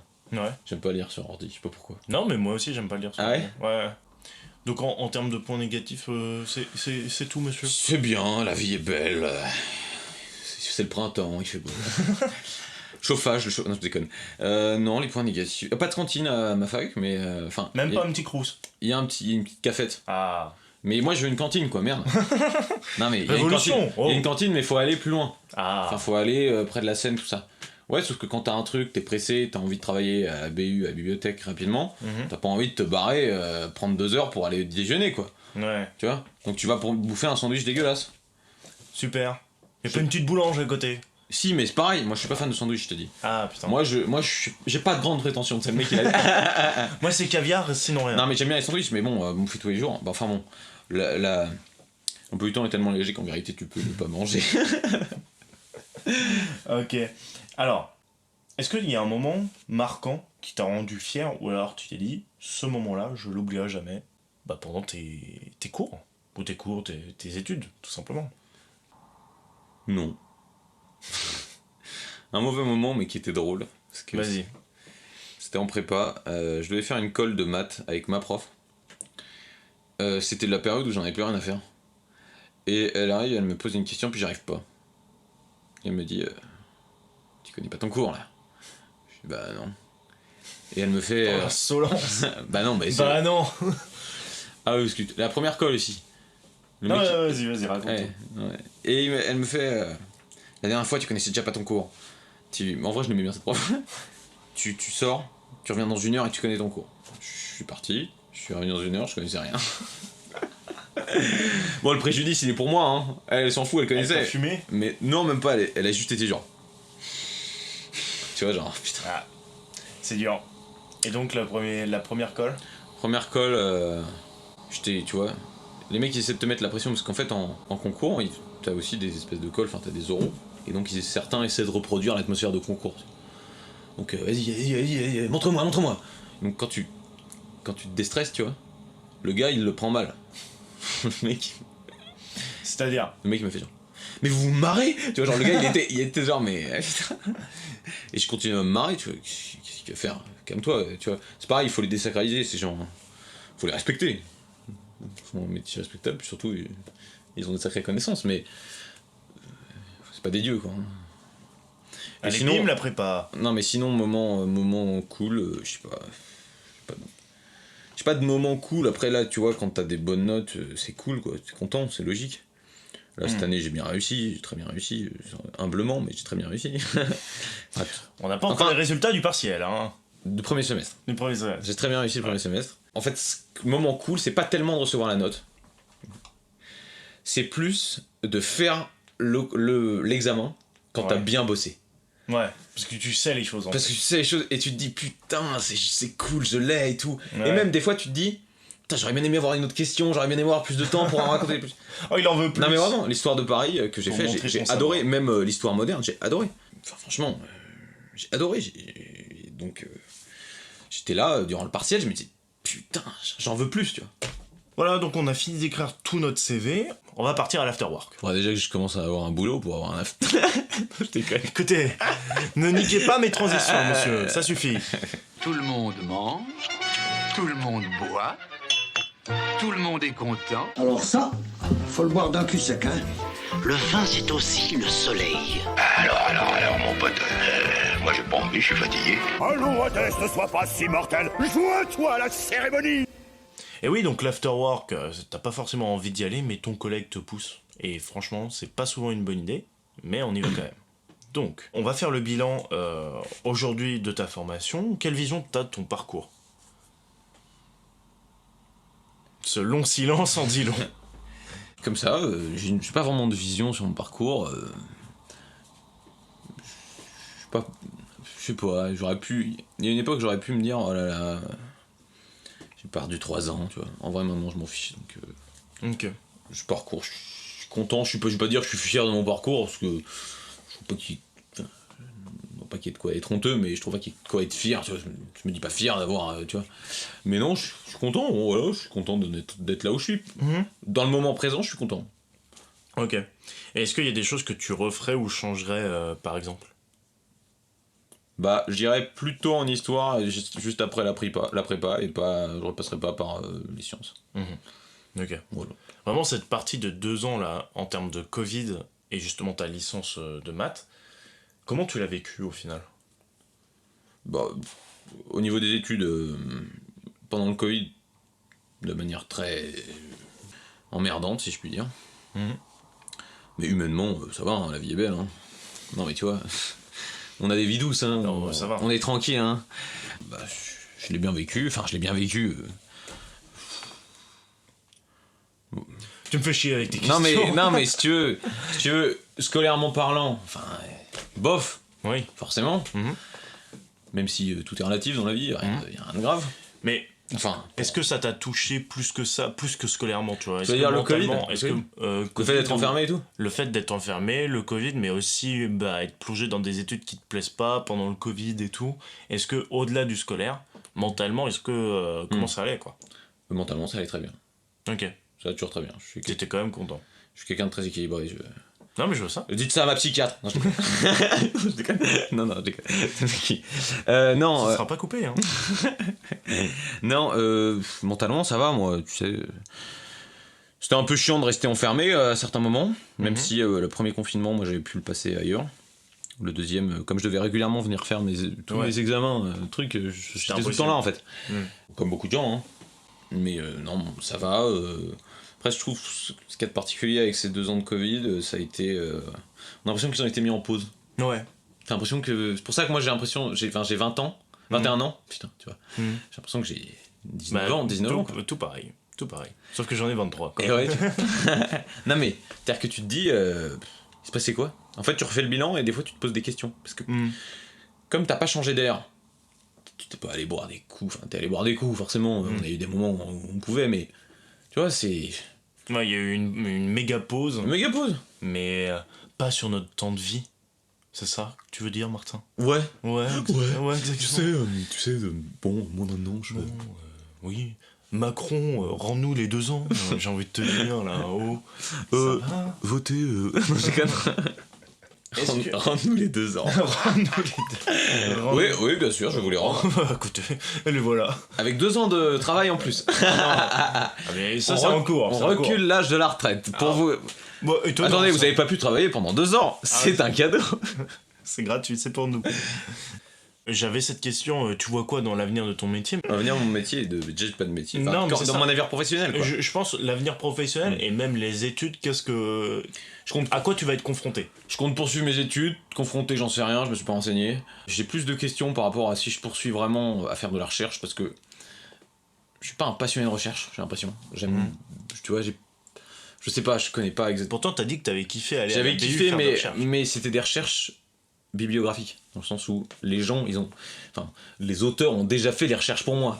Si tu veux, je me vois, ils sont allés chercher des parchemins du 6e siècle pour moi, pour eux, mais ils ont écrit le livre après. Tu vois, la vraie recherche sur les sources, tu vas analyser. Puis en plus, maintenant, tu vois, c'est ce que j'ai appris un peu en histoire info, c'est que putain, il y a énormément de choses qui passent par le numérique, quoi. Alors, je suis pas du tout en mode le numérique. Tu es le contributeur de Wikipédia. Mais je ne supporte pas de lire un livre sur ordi. Je sais pas pourquoi. J'ai vraiment mal. Partons sur le débat de la liseuse, du coup. Qu'en pensez-vous? La liseuse? On est pile entre les deux. Ouais, on est entre les deux. Ça va, mais déjà, j'ai jamais lu sur la liseuse. Mais je crois que j'ai testé une fois, mais j'ai pas. Je sais pas, sur ordi, en tout cas, c'est un rapport froid en fait avec les choses. Et même. Je suis obligé de prendre mon doigt comme ça. Il est 80. Et elle n'a pas 21, il a menti. Et je suis comme ça, tu vois, j'ai l'impression de voir moins bien. C'est le mec qui te raconte sa life. Donc moi je suis pas fan des trucs sur numérique. J'aime bien avoir tu vois, c'est pareil, les bouquins, quoi. Moi j'ai quasiment pas fait de recherche pour mes trucs. Bon, déjà c'est des recherches, je suis en rien, hein, tout est relatif. Hein. Si je fais des vraies recherches, je serais obligé de le faire en partie sur internet, c'est normal. Je préfère trouver le vrai bouquin, quoi. Enfin bref. Ok. Merde quoi, j'en demande pas des tonnes quoi. Putain. Excusez-moi, mais vous êtes acteur ou quoi? Qu'est-ce qui se passe là? Vous vous énervez. Non mais on est où là? Il y a François Cluzet dans la pièce. Merde. Donc on a parlé un peu de que t'allais continuer évidemment les études. C'est que tu te vois où dans 5 ans par exemple?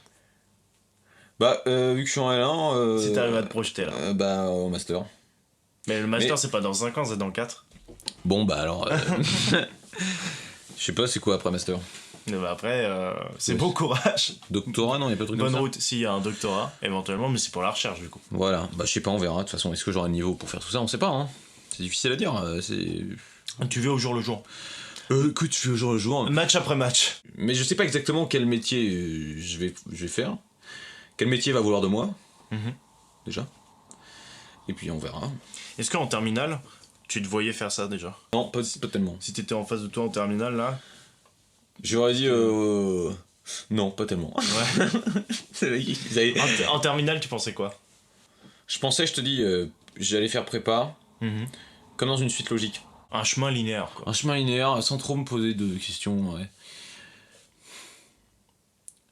Mais bon, enfin bref, les questions sont venues après. Quoi. Voilà. Et les réponses aussi. Voilà. Oh là là. Alors, l'émission touche bientôt à sa fin, mais je voulais savoir si tu avais une petite reco pour nos auditeurs qui permettrait de se plonger un peu plus dans ton métier, ou plutôt dans tes études, parce qu'on rappelle, il n'y a pas de métier pour l'instant. Non. On revient dans 20 ans pour avoir le métier. Voilà. Voire plus. Non, je déconne. Non, je sais pas, tu vois une série télé... Tchernobyl, par exemple. Oh, Tchernobyl, c'est pas mal. Ouais. Je l'ai pas fini, mais c'est pas mal. Je suis pas très série, hein, je vais très bien. Ouais. Non, mais un film, par exemple. Un film... Bon, j'adore Le Seigneur des Anneaux, mais c'est pas historique. Mais tu vois, ça reprend des codes... Si peu. Ça reprend des codes... Médiévaux. Ouais, médiévaux, ouais. Allons pour médiévaux. Ouais, ça reprend des codes médiévaux. J'aime bien tout ce qui... J'ai bien aimé Game of Thrones, sauf la dernière saison, bien sûr. Enfin, je sais pas. Mais alors, moi, la dernière saison, alors... Pardon, hein, j'ai envie d'être différent des autres, mais... Ben voyons. Monsieur veut faire son intéressant. Exactement. Non mais, alors la dernière saison, je suis d'accord, elle est ratée comparée aux autres, mais elle est pas si horrible. Le problème... Cette dernière saison est catastrophique. Non. Elle est pas si horrible parce que je pense juste qu'elle est précipitée. Parce que je pense que en termes de personnages et tout, je trouve que c'est cool ce qu'ils ont fait. Moi pas. Oui, mais alors c'est mon avis, Martin Casanova, donc vous allez me laisser parler. mais par contre, tu vois, en fait, au lieu de faire... Attends, les autres épisodes, les autres saisons, je crois qu'ils font 12 épisodes. Je sais ou pas. 10, un truc comme ça. Et là, ils ont dit, bah en fait, on en fait 8 pour en faire des 3 énormes. Et comme ça, vous allez kiffer votre race. Et en fait, je pense qu'il manque pile 2 épisodes pour bien développer les personnages. Parce qu'en fait, ça arrive trop vite. Tout arrive trop vite. Fake news. Non. Ça veut rien dire. Tout arrive trop vite. Je suis pas d'accord. Bon, moi, j'ai pas du tout aimé. Je trouve même que ça gâche carrément la série. Oh non. Mais non, pour te dire. Vous êtes fou, monsieur. Mais je pourrais te reprendre tous les trucs que j'ai détestés, mais je m'en souviens plus exactement. Mais si on revoyait ensemble, je t'assure. Mais t'as hâte de voir la prochaine, là, le préquel? Pas du tout. Ouais, moi non plus, je suis pas très hype en fait. Pas du tout, j'ai carrément pas hâte. Non, je regrette. Et bon, il va péter un câble là. En termes de trucs, moi j'aime bien tout ce qui est fantasy, hein, donc je te dis Seigneur des Anneaux. J'aime bien. En fait, j'ai joué aux jeux The Witcher, il y en a 3. Ça va aider ça pour la licence d'histoire. Pas du tout. En fait, ça aide pas du tout. Mais ça, je trouve que ça ouvre un truc un peu particulier, The Witcher. C'est que j'ai joué aux 3 jeux, et après j'ai lu tous les livres. Et je trouve que les livres sont paradoxalement beaucoup plus mauvais que les jeux vidéo. Ouais. C'est absolument incroyable d'arriver à faire des livres alors qu'ils sont écrits avant. Mais de base, je sais plus trop. De base, c'est des livres ou des... De base, c'est des livres. Okay. Mais en fait, le jeu vidéo continue après la fin de tous les livres. Ok. Tu vois, ils ont pas adapté les livres en jeux vidéo. Et ben, l'intrigue des jeux vidéo est mieux que celle des livres. Celle des livres, j'ai lu les 8 ou 9, je sais plus. Je me suis dit, mais... Enfin bref. Non, pourquoi The Witcher? Bon, alors il y a bien sûr le truc un peu médiéval, mais moi j'ai toujours été intéressé un peu par... c'est pour ça que je pense que je vais prendre une option l'année prochaine, par les pays de l'Est. Option jeux vidéo. Ah non, par les pays de l'Est, parce que c'est une œuvre d'un Polonais. Et il y a des contes polonais, il y a des choses qui sont reprises, il y a des choses de l'Est qui sont reprises. Bon, enfin bref, voilà. En termes de livres purement historiques, j'ai bien aimé la thèse de Enfin, je sais plus si c'est une thèse ou non, c'est un ouvrage collaboratif, je sais plus si c'est une thèse. Boris Bov et je sais plus comment il s'appelle, Govard, là. C'est le pareil du Moyen-Âge, mais c'est un livre très universitaire, quoi. C'est très technique. Bah, non, c'est pas technique, hein, parce que j'ai pas vraiment de connaissances très techniques, mais il n'y a pas d'intrigue. C'est ça le truc, dans les livres d'histoire, il n'y a pas d'intrigue. Enfin, l'histoire est une intrigue en elle-même, mais si tu veux, ils vont raconter... ce sera le titre du podcast. L'histoire est une intrigue en elle-même. Oh là là. Ils vont raconter tout ça, ils vont raconter... Moi, j'ai adoré, parce que j'adore Paris, j'adore le Moyen-Âge, j'adore Paris au Moyen-Âge. Et puis sinon, en termes de romans, entre guillemets historiques, que j'ai lu il y a longtemps, mais j'ai adoré. Enfin, je sais pas si on peut dire que c'est un roman historique. C'est une espèce de biographie, mais bon, c'est pas vraiment un roman historique. Tu le pitches bien, là, ça fait rêver. Les Mémoires d'Adrien de Marguerite Yourcenar. D'accord. C'est pas vraiment un roman historique, enfin c'est... Bon. Une demi-heure par page, je prenais. Une demi-heure ? Non, j'exagère à peine. Mais pourquoi ? Parce que c'est écrit, c'est magnifique, quoi. Ah ouais ? C'est magnifique. Non, mais c'est dans un français magnifique. Enfin, moi, j'avais adoré. Et puis, tu vois, j'ai pas vraiment de livre pour l'histoire en tant que tel. Ok. Moi, je me suis mis à aimer l'histoire dès très jeune, en fait, quoi. Alors, ça part, tu sais, le truc de gamin, chevalier, épée, machin, tu vois. Ivanhoé, Laura Arthur, plein de choses. On vous conseille Kaamelott, du coup, très très cool. Avec Astier, ouais. Pas le film, parce que le film est pas bien. Je l'ai pas vu. Le film est pas bien. Je me doutais qu'il serait pas bien, je peux dire. Mais enfin, en fait, c'est chelou parce que t'as l'impression qu'il a pas. Enfin, moi, j'aime bien la série, mais il est pas. Il est pas dedans. Je sais pas comment te dire. En gros, c'est mi-série, mi-film. T'as l'impression que c'est un téléfilm, en fait, le bordel. Enfin, il y a certaines belles images et t'as des trucs, ça n'a aucun sens, quoi. Merde. Mais donc voilà. Mais sinon, j'aime beaucoup Astier, hein. Il est très cool, hein. Mais voilà. Très déçu. On te salue, Alexandre. Voilà. Bien sûr. Et ton frère Simon aussi. Ouais, toute la famille. Et ton père Lionel. Et la mère aussi. Comment elle s'appelle ? En tout cas, elle fait une école d'acteur à Lyon. Ah ouais ? Ouais. Ouais, d'accord, je sais pas.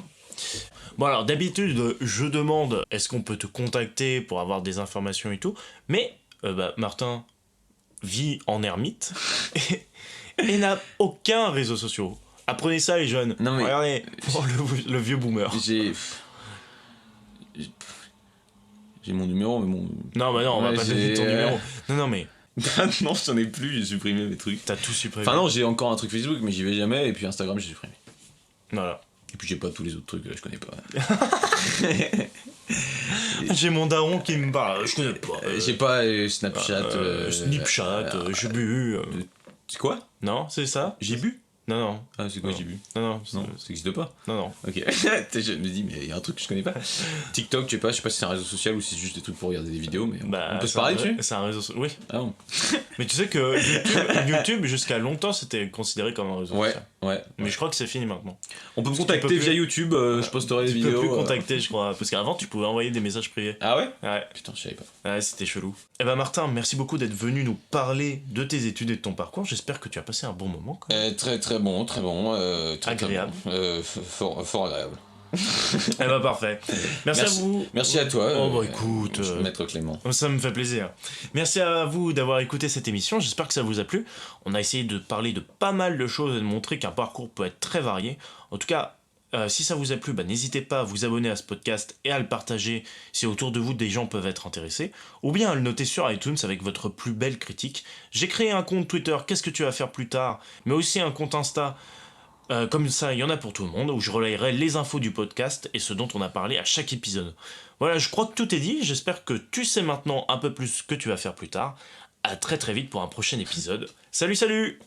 Que se passe-t-il ? Moi, je te dis, qu'est-ce que tu veux faire ? Et tu me réponds, je n'en sais rien, que veux-tu faire ? Là, je n'en peux plus. Je suis en bout du rouleau. J'ai envie de rentrer, me foutre mes 100 francs et terminer mon soir. Je pense qu'il est un peu trop tôt pour faire un choix. D'accord. Mais mon choix est fait. Ah, donc vous avez choisi. Bon, récapitule dans le calme. Bon voyage, arrivederci, sayonara, adieu, bon débarras, bon vent, que le diable t'emporte à 312 km. Qu'est-ce que vous faites mercredi prochain ?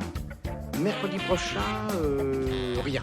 Parfait. L'ami chez qui on devait aller ce soir redonne un dîner, vous êtes bien sûr invité. C'est vraiment très gentil, ça. Non, c'est normal, on vous a raté aujourd'hui et on ne va pas vous rater la semaine prochaine.